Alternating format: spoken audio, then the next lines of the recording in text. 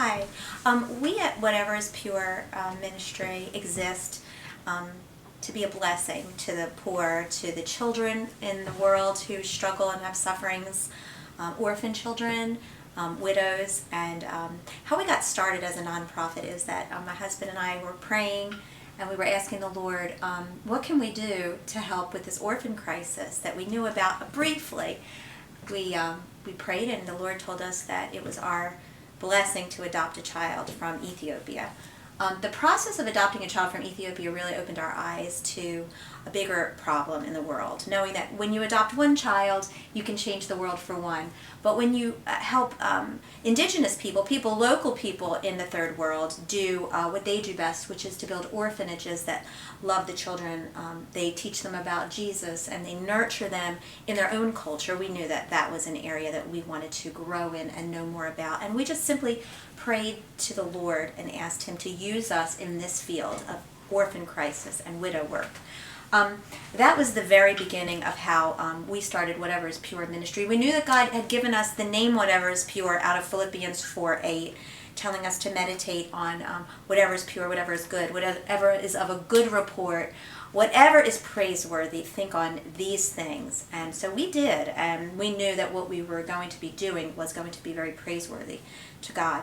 We brought our idea to our Sunday school class. We were just a class of maybe 30 people, and we started sharing with them what God was placing on our hearts as the leaders of that class, how we could make a difference in the world, not just in our own area of Charlotte, North Carolina. We did seek out to partner with others, and that is how the Lord started our nonprofit, Whatever is Pure. We are very blessed today. It's been over 3 years, and we have incredible partnerships in Kenya and Uganda. We also do some work in Israel. Mostly our work is in Africa because we really wanted to touch the children who really had great need. And honestly, where believers might not fully know how to help. You might think that adoption is the answer when truthfully that's a very small remnant of children that get touched. Our partners are very godly directors who love our children and who know what's best for them in their own culture. So we seek to be a bridge for the church and for individual believers to be able to tangibly see the fruit of their funds. We run our organization maybe a little bit different than other organizations in that we really strive to have as little overhead as possible so that the majority of our funds can go straight out to our partners. Meaning, tangibly, if you give us money, we will buy food the next day. If there is a need of medical, it will be sent the next day. We try our best to make our funds available for our partners.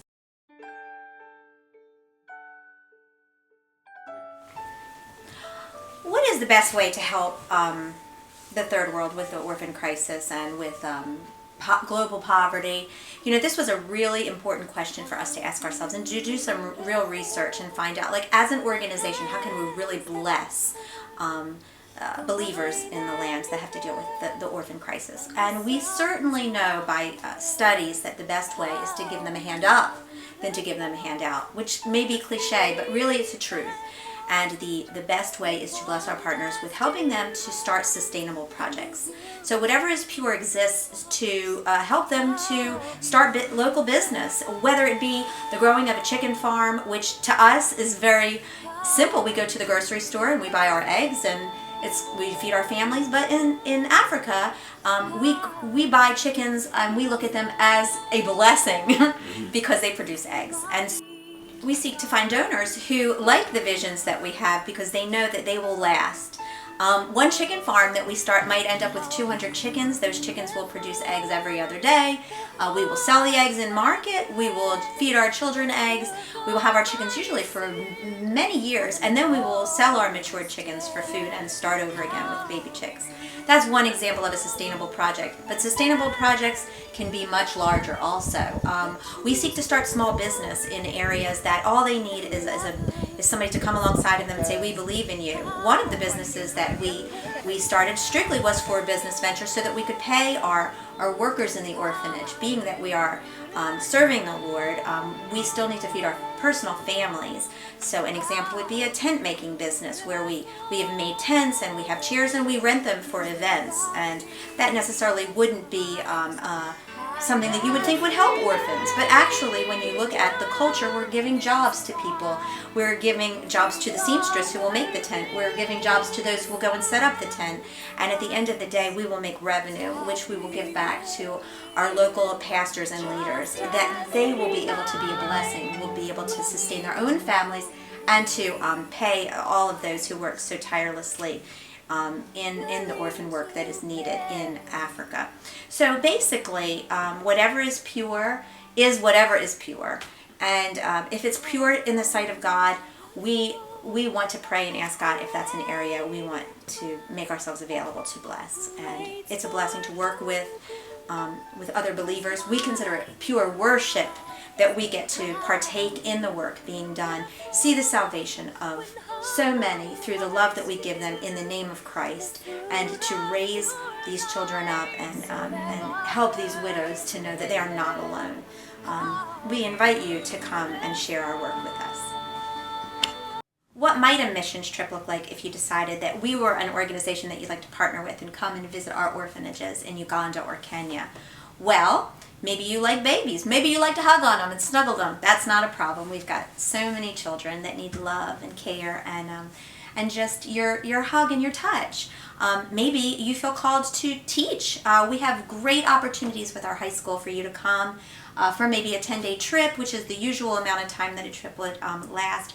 And you could come and teach, maybe teach computers, maybe teach English, maybe teach a skill, maybe you love sports. Oh, it's nothing for a team to come together, maybe a soccer team, and come and play with our youth and show them your love and your partnership and relationship, which is the most important part. We also have agricultural projects, which are very important for the sustainability of our orphanages. So planting, helping us organize our farming would be a blessing. Helping us build our coops for our chickens or our goats would be an area that you find yourself desiring to be a part of.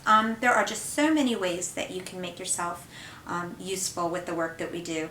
Maybe you can't go. I know there were times in my life that I was unable to travel, and the support would be a blessing. So we certainly have the need for you to support the work that we do through offerings. For someone else to be able to go, maybe you have a friend, maybe a student who would like to spend some time after high school serving the Lord. Please consider us with that opportunity.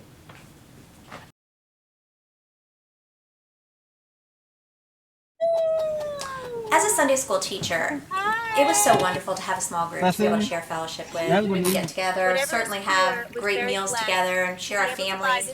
But we wanted to do something that would last. This is my offer. Do what we did. It was simple. We came together as a group. We had a mission.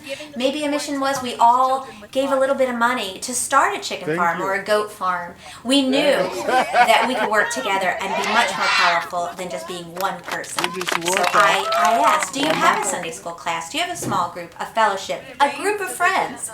Even a class at school. You might be a high schooler. Let me tell you something. You put a group of friends together, you can do a lot in Jesus' name. So I invite you to use your small group for the glory of God as well as for your fellowship. We will make it easy for you. We will come up with a project for you and make your life a blessing. And you see the fruit of it.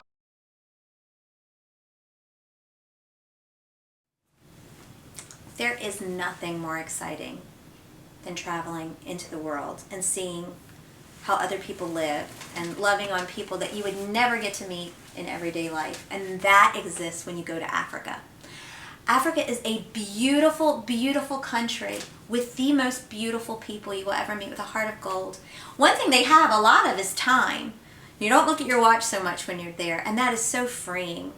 In America, we're always hustle and bustle, but I will tell you that there is nothing more rewarding than going and loving on children that have lost their parents to the tragedies of AIDS, HIV, pandemics from waterborne diseases, so many things that we don't deal with here in our country.